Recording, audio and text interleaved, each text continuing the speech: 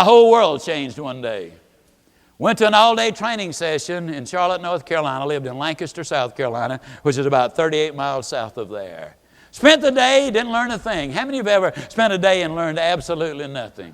Okay, that's about what happened to me. I got back home that evening. I had a demonstration. I conducted the demonstration, got in about 11:30 that night. Our daughter kept us up most of the rest of the night. At 5:30 the next morning, the alarm clock, in those days they were alarm clocks. Today they're opportunity clocks. I mean, if you can hear one, that means you got a chance to get up and go. If you can't hear it, that might mean you done got up and gone. And depending on what you believe, that can be very bad. Well, anyhow, that alarm clock sounded off at 5:30 to get me up to go to the second day of the training school. Force of habit, I rolled out of bed. We were living in a little 3-room apartment above a grocery store. I cracked the Venetian blind and looked out. And it said, Ziglar, anybody with bat brains won't get out there amidst all of that ice and snow, driving a little old Crosley automobile without a heater. Man, don't be ridiculous. I did what any intelligent person would do. I got back in bed.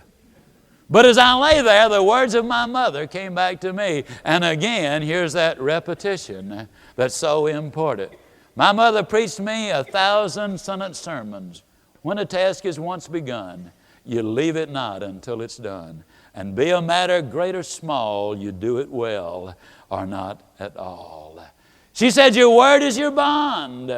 And she said, if your word is not worth anything, then nothing about you or what you have is worth anything at all. When I had taken the job, I had agreed that I would be at every sales meeting and every training session. And though I had done nothing in the business in 2.5 years, not only had I never missed a meeting, I had never even been late for one. That early input in my mind rolled me out of bed. I went to the meeting. That's where my whole life changed. A man named P.C. Merrill was there. Mr. Merrill was my hero. He had set all of the records with that company. He had written all of the training programs with that company. And at the end of the session, and I still don't remember what I learned in the session itself, but when it was over, he took me aside. He said, Zig, I want to talk to you privately. Now, many of you might have a little trouble identifying with this today because a lot of times people see me today and they cannot conceive of the way I was. I was thrilled to death that Mr. P.C. Merrill, my hero, was willing to spend a few minutes just with me. There were 21 other people there he could have talked to. He chose me. The conversation lasted probably less than 2 minutes. By design or by happenstance, I don't know which it was, he got me in a corner. And he said, Zig, I've been watching you for the last 2.5 years, and I have never seen such a waste. Now that'll get your attention. I said, Mr. Merrill, what do you mean? He said, Zig, I believe you could be a great one. I believe you could go all the way to the top. I believe you could become a national champion. I believe, Zig, that if you really recognized your own ability and went to work on a regular schedule, that someday you could be an executive in this company if you chose to do so. Now, please understand, he's talking to a little guy from a little town who was going to struggle all of his life. I never thought I'd live in the slums, but neither did I honestly think I'd ever have more than one suit of clothes. And here's a man saying, you could be an executive, you could be a national champion, you could be a great one.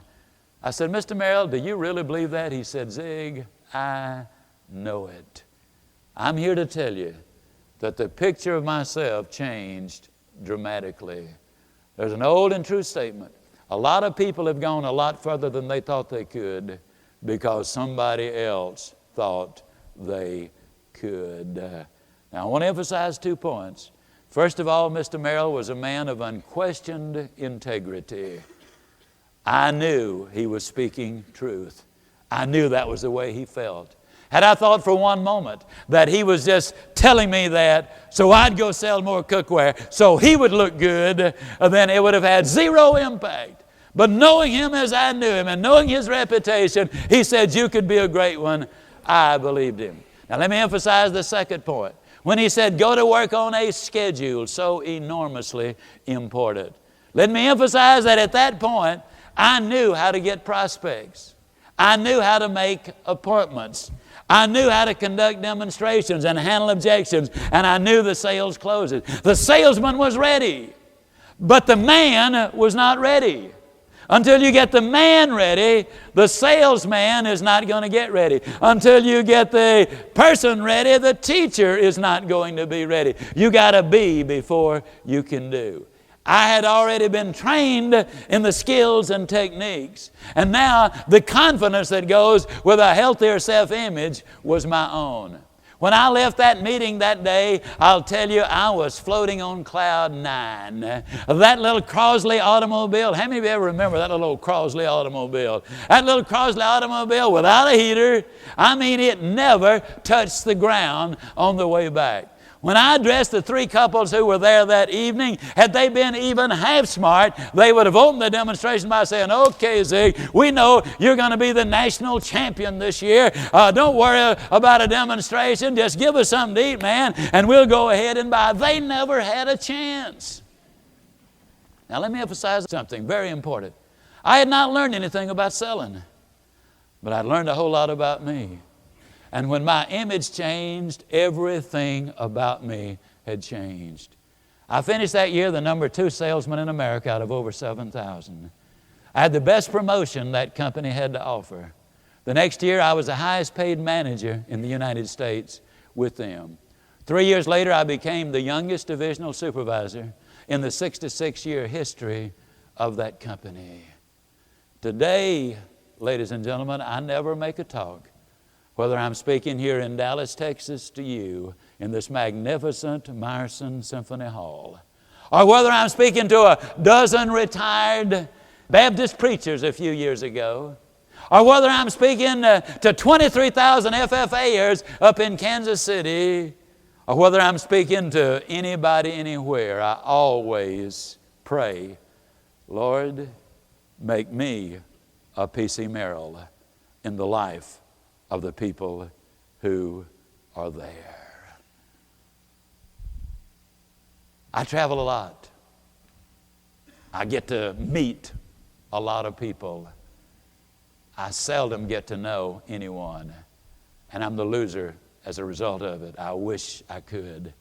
I wish I could meet and come to know every person who ever sits in my audience. Every person who picks up one of my books. Every person who listens to one of my tapes. I wish that I could get to know that person on a personal basis. But of course, I know that is impossible.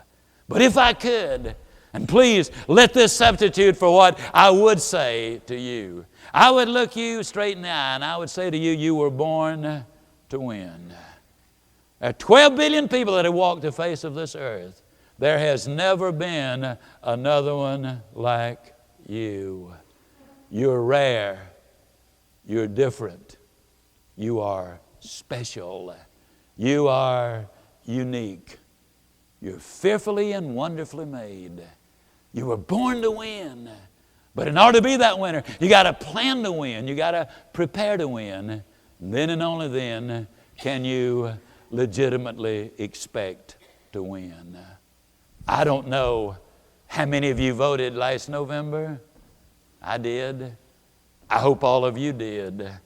I think we all as citizens need to participate in every election locally and statewide and nationally. And if we don't participate there, we have no right to complain about anything that is going on. We have abdicated that right to gripe if we've not accepted the responsibility of doing something about it. But I'm going to ask you now to cast a vote of an entirely different nature. I'm going to ask you to vote for you. Here's the process. Imagine, if you will, that you can step directly into the polling booth of your own mind. Imagine that you reach up and you pull the draperies because this is a very private affair. And as you make this particular vote, here you are in the voting booth, and there are a lot of levers there, but one of those levers has a name on it that is pure gold. It is bigger than any of the others. It has your name on it. You reach up and you grab that lever with your name on it. You pull it down, excited, motivated, enthusiastic, and you vote for you.